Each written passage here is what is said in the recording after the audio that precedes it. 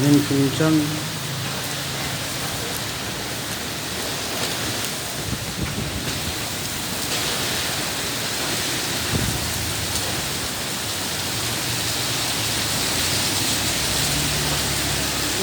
Kita periodnya lah pada harus tenang.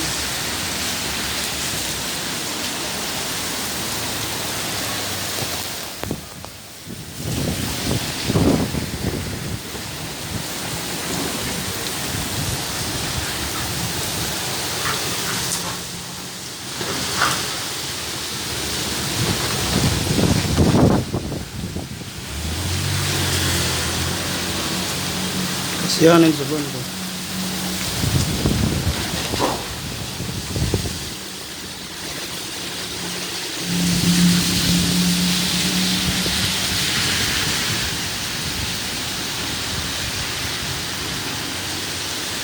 Sampai patah itu.